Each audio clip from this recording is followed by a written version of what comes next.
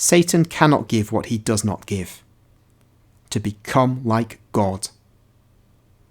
I give this to these disciples of mine, because I fuse them to myself and deify them in that fusion.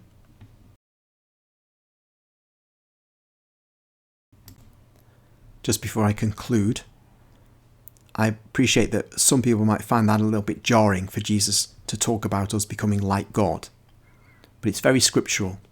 I read from the second letter of St. Peter, chapter 1, verse 3 and 4.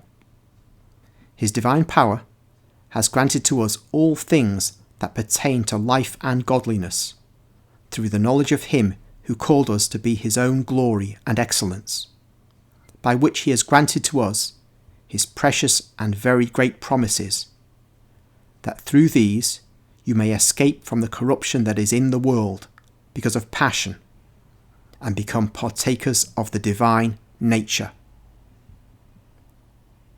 This is what Jesus is talking about.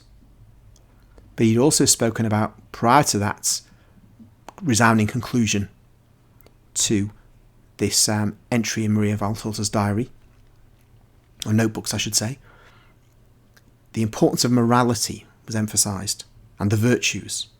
So I'll just read the next verse, a couple of verses, from this second letter of St. Peter.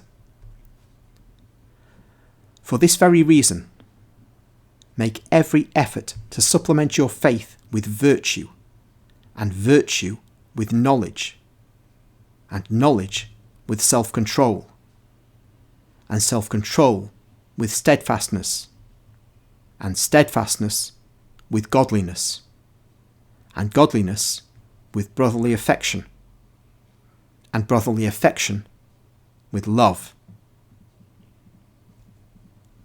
This is particularly important to emphasise in our day, in the 21st century, because we are receiving messages from the very top of the Holy Church that suggest conventional morality is no longer that important.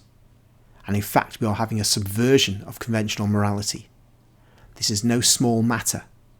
The standards that the Catholic Church sets, which are its authentic teaching for the past 2,000 years, cannot be subverted, cannot be changed.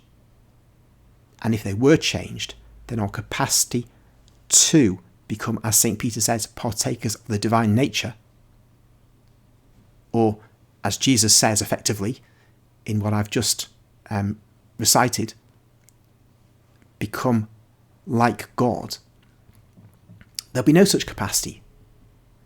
And the church would not be supplying us with the means. If the church doesn't supply us with the means to become partakers in the divine nature, then nobody else can do it. All the other religions, whether they call themselves Christian or not, are so fundamentally false that they cannot give what Jesus is offering. They can give some things, but this point about becoming partakers of the divine nature, only this can be obtained through the Catholic Church.